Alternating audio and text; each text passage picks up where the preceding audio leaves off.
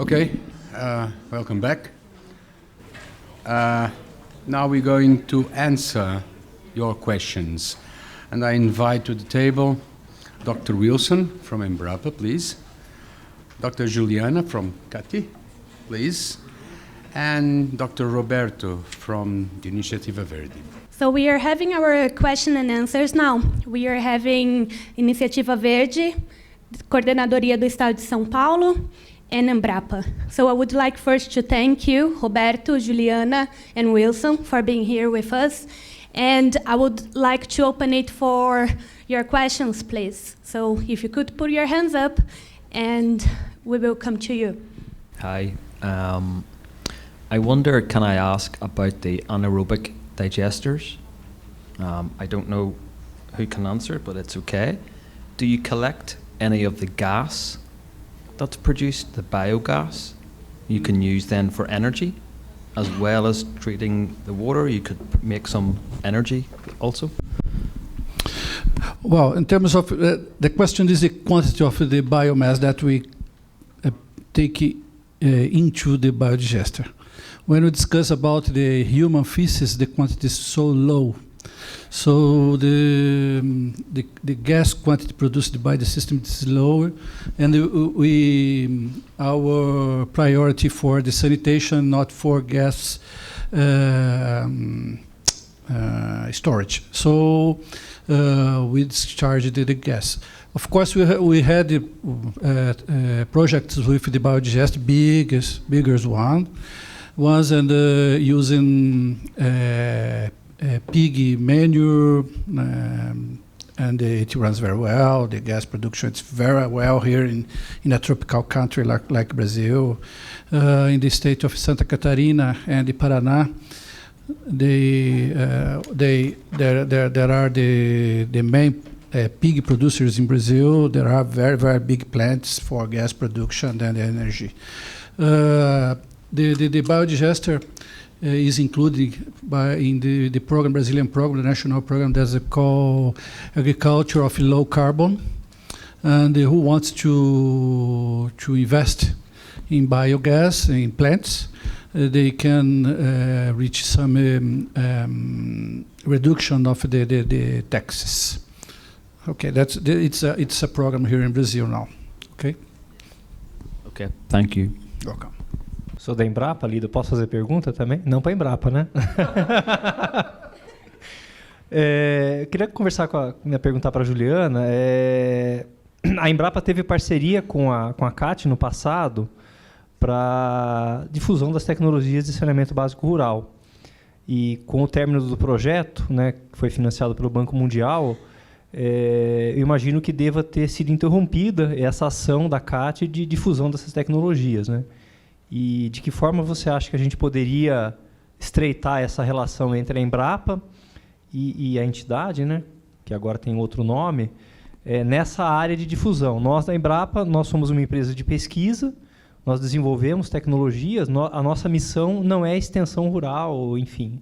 A nossa missão é capacitar agentes multiplicadores técnicos para difundir as tecnologias com as quais a gente trabalhou, pesquisou e mediu esforços nisso.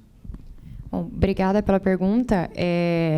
Primeiro, eu acho que o programa Microbacias foi um programa de muito sucesso. Ele terminou em 2007 e ele teve uma segunda fase que foi acesso a mercado. Então, a primeira fase foi empoderar os produtores, foi passar uma gestão da propriedade de uma maneira mais efetiva, levando alguns recursos básicos. O segundo foi transformá-los em organizações rurais e ajudá-los no impulsionamento ao acesso ao mercado. Esse último programa ele acabou no final de 2018 e não foi renovada a parceria com o Banco Mundial, apesar da gente ter já previsto uma fase 3, que era basicamente a junção dos dois, né? A gente falava da questão do saneamento, infraestrutura e cuidado com os recursos naturais, mas também impulsionamento ao mercado. No entanto, devido a várias questões, entre elas o endividamento do nosso país e do nosso Estado, a gente acabou não estando nas prioridades do comitê que analisa o direcionamento dos empréstimos de recursos exteriores. Então, por isso, o programa não deu continuidade, infelizmente.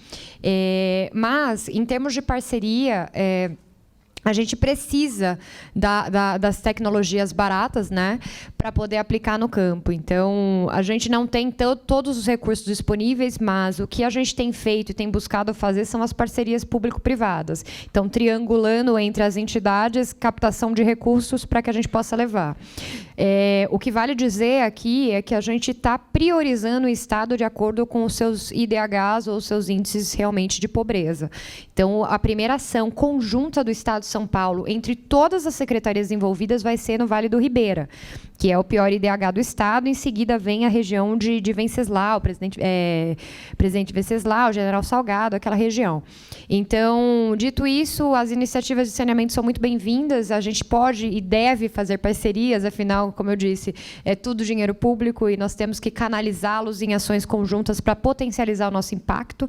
É muito bem-vindo. Agora, eu acho que vale a gente pensar juntos quais são as iniciativas que a gente pode fazer captação de recursos para poder aplicar. Porque, ainda que a gente, no Estado, tenha um fundo de expansão do agronegócio paulista, que a gente possa criar linhas, e a gente está em vias de criar linhas específicas para saneamento e infraestrutura rural, a gente também não tem um crédito tão avançado quanto aquele que a gente precisaria para fazer um projeto tão grande como esse. Mas é muito bem-vindo, vamos conversar e vamos tentar pensar quais são os players que podem se juntar a nós. Obrigada. A minha pergunta é para a Juliana.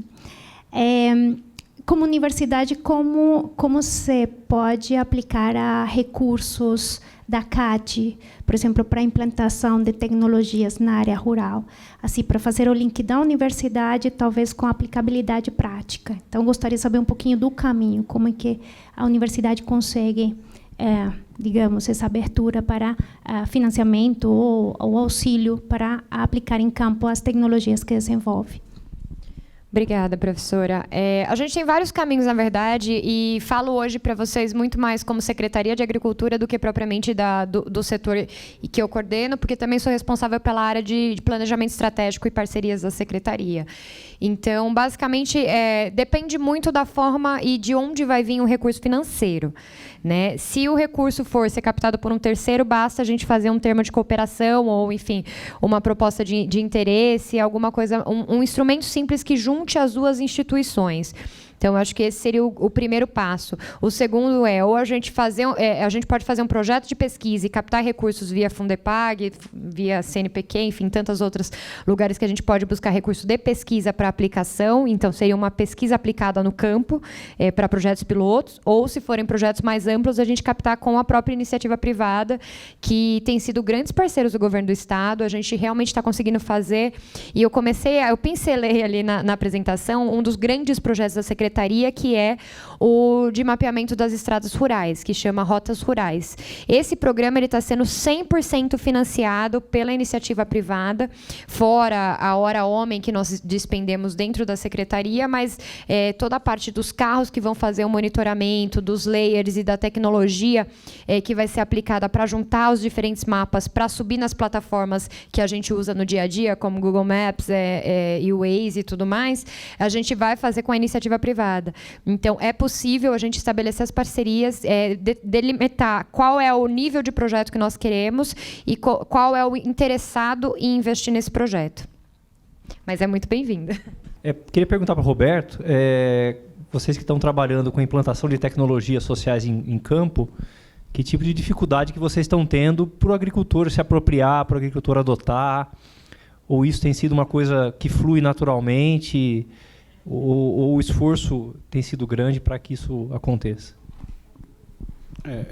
A questão da disposição do agricultor a adotar uma tecnologia nova, muitas vezes é questão ela chegar até ele, né? Está faltando, com certeza, faltam recursos, né? Seja para as iniciativas não governamentais ou as governamentais, para esse tipo de difusão e de fomento, né? Porque, como a gente tentou mostrar, a gente trabalha muito com fomento. Coisa que não dá retorno a curto prazo, a gente entra com material, o projeto tem que contribuir com algum tipo, parte material, né? Mesmo que a mão de obra seja contrapartida, vai ter gasto.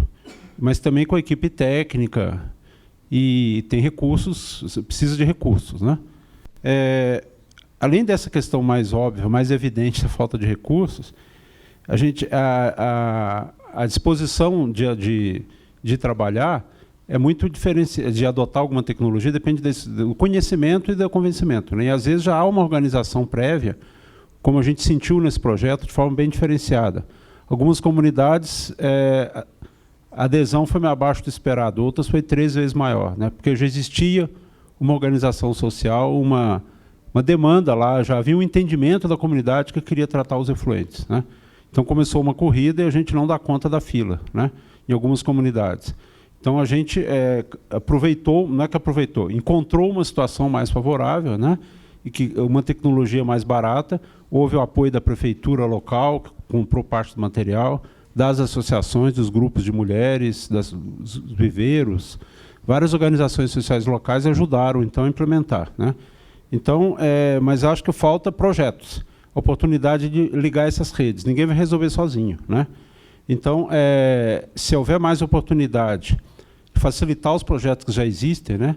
Eu acho que essa interação de universidade, governo, empresas e organizações sociais, né, é o caminho que a gente acredita, né? E a tecnologia barata, a tecnologia social que possa ser apropriada, né, é o que a gente tem agora de importante para fazer, né? Mas acho que são vários tipos de problemas. Para resumir, eu acho que a gente só vai descobrir a disposição de fazer a hora que chegar até o agricultor. E para isso precisa ter um projeto, precisa ter um respaldo atrás, que, de novo, ninguém sozinho faz, né? E aí a gente pode trabalhar melhor essas parcerias, né? Eu acho que a gente pode encerrar, mas eu gostaria de fazer uma última pergunta para a Juliana. Dentro dos parâmetros europeus, o que é considerado baixo custo para uma tecnologia é uma média em torno entre 200 e 400 libras anuais, incluindo manutenção. Você mencionou que, para as tecnologias serem adotadas pelo governo do Estado, elas teriam que ser de baixo custo. O que é considerado baixo custo hoje em dia para o governo do Estado? Bom, depende muito de qual é o tipo de tecnologia que a gente está falando. Eu vou dar o exemplo agora do projeto Microbacias 2. A gente fez projetos de subvenção de 95% de R$1 milhão. Então, assim, é considerado para um packing house, para uma melhoria, para a criação de um centro de beneficiamento de alimentos, R$1 milhão, um investimento razoável. Então, depende muito do tipo. Se a gente priorizar, por exemplo, a área do Vale do Ribeira e determinar que 3.000 fossas sépticas seriam suficientes para ajudar naquela região, quão mais eficiente a gente consegue ser com os poucos recursos que a gente tem? Então, tudo é uma questão, dentro do governo do Estado, tudo é uma questão de parâmetro e qual é a prioridade no momento. É claro que política pública tem disso, a gente tem que tentar atender ao máximo de pessoas possível. Então, esse é o nosso grande desafio, com os poucos recursos que a gente tem. Então, se a gente conseguir fossas sépticas, biodigestores, até placas solares que a gente tem conversado para levar para a região do Vale do Ribeira ou para outras tão suscetíveis à pobreza quanto lá, tudo é investimento. Então, tem que ver o quanto o Estado consegue alavancar de recursos, ou seja, a gente põe uma parte, a iniciativa privada põe outra, as NGOs põem outras, enfim. Tudo depende de qual é o foco do momento, mas se a gente está falando de saneamento, depende da tecnologia que vai ser utilizada. Vale dizer também que o Estado não é só aquele que entrega o serviço final e não é só aquele que tem que executar o serviço básico. A gente também regulamenta, porque o sistema de saneamento do Estado de São Paulo, como, enfim, tem vários outros especialistas na área, sabem que, em grande parte, é de concessão. E o problema é que, lá atrás, a gente não amarrou a concessão nas áreas rurais, a gente amarrou simplesmente nas áreas urbanas, o que gera um grande problema, porque as companhias de saneamento em geral, e falo isso até pela própria Sabesp, que tem um dinheiro exorbitante, que comercializa suas ações na Bolsa de Nova York e, portanto, não são obrigadas a aplicar esses recursos em soluções alternativas de rede de coleta e tratamento de esgotos para as áreas rurais. Então, a gente falhou aí em algum momento, eu acho que é o momento também da gente revisar. Vale dizer que, enquanto legislação, nós temos uma PEC correndo lá no Congresso Nacional, que fala sobre a universalização dos serviços de saneamento no nosso país, que vale todo mundo acompanhar, pressionar também os nossos dirigentes ali, os nossos representantes de alguma forma, para poder fazer com que essa PEC ande, porque aí sim, cada lote de concessão ou cada contrato de concessão que for ser lançado, eles de alguma forma obrigam a concessionária ou a prestadora de serviços a aumentar o nível de de serviço, isso incluindo as áreas rurais. Então, sem dúvida, se a gente conseguir dar esse passo adiante dentro da legislação federal que nós temos, a gente vai conseguir também fazer com que a iniciativa privada pegue esses lotes e também acabe investindo nas áreas que são prioritárias e entendidas como áreas rurais. Por favor, só complementando nessa linha, a questão de recursos, a gente tem uma situação de diminuição do orçamento dos órgãos públicos que não acredito que seja uma coisa dada, que a gente tem que se resignar e pronto. Mas a gente tem que conviver com isso. Além da questão de ter mais recurso público, eu acredito que a gente tem que ser mais criativo, né? E acho que tem oportunidades interessantes. O próprio Estado de São Paulo tem um programa Nascentes que, para restauração de florestas, há um mecanismo de conversão de obrigações de empresas privadas por multas ou por licenciamentos. O recurso não precisa ir para o órgão público, vai direto, ele pode ir, uma alternativa, para projetos de organizações sociais de comunitárias para fazer restauração de florestas. Pode-se pensar algo semelhante para o saneamento, né? Já existe também alguma obrigação das concessionárias, sejam estatais, privadas ou serviços municipais, de investir nisso, né? O marco regulatório está mudando, mas hoje já tem e é pouco cobrado. Eu acho que o papel da Sabesp no Estado de São Paulo, que é a maior concessionária, é importante nisso, ela precisa também contribuir mais. A gente teve notícia agora que lá em Minas, o município de Extrema conseguiu R$400 mil ano da concessionária estadual para investir em projetos desse tipo, né? Então, já existe marco legal, a gente tem que explorar mais as possibilidades, né? Ser mais criativo e pegar dinheiro também dessas fontes, né? Acho que nessa linha mesmo, acho que tem uma série de possibilidades para explorar, né? Desburocratizar o FEHIDRO, São Paulo tem um Fundo Estadual de Recursos Hídricos, que é pioneiro, mas ele paga o preço do pioneirismo porque ele parou em 1993, então é um lugar inacessível para se pegar dinheiro para projetos desse tipo, né? Então, acho que a gente já tem mecanismos, tem que melhorá-los, né? Acho que é uma discussão interessante sobre o financiamento. Aproveitando para complementar, só para explicar um pouco do que são esses outros projetos. Especificamente sobre o projeto Nascentes, ele tem duas vertentes. Ele tem a vertente do meio ambiente, em que ele nasce amarrado com a Secretaria de Agricultura, mas ele é vinculado à Secretaria de Meio Ambiente, que ele dá oportunidade para você fazer a restauração em outras propriedades. Então, basicamente, você é um devedor, e isso é no caso dos TACs, TCRAs, enfim.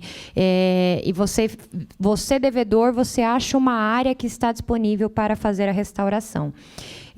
O nosso programa Nascentes da Agricultura, ele vem em complementação, ou seja, o próprio produtor rural, ele pode subvencionar, ou seja, ele pega um recurso e a gente subvenciona, o Estado paga 95% de todo o gasto que ele tiver para cercamento, troca de solo, enfim, colocar gramíneas e braquiárias no seu pasto, fazer poço de sedentação de animais, enfim, tudo isso para poder promover uma melhoria ali da área.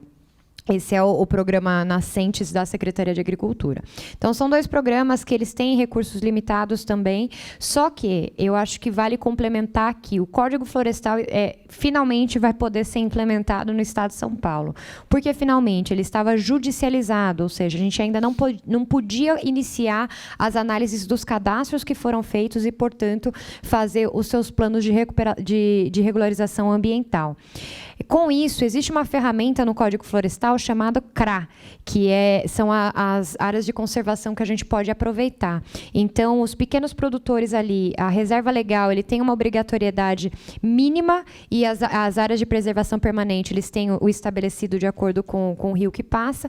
Com isso, ele pode declarar uma área de reserva legal e o que ele tiver de excedente, outra pessoa pode vir e cumprir com esse excedente e colocar na sua balança aquilo. Então, ele paga um valor financeiro para esse produtor que preserva, em compensação de uma área que ele precisaria ou plantar ou manter preservada. Isso é um dispositivo do Código Florestal que a gente vai poder implantar aqui no Estado, que vai favorecer muito com relação a essa parte de conservação da biodiversidade.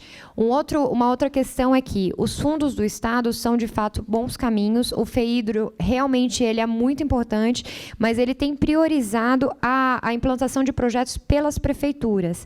Então, em geral, o FEIDRO ele é utilizado para que o poder público municipal faça os seus projetos, seja melhorias de caminhos e estradas vicinais, melhoria de infraestrutura.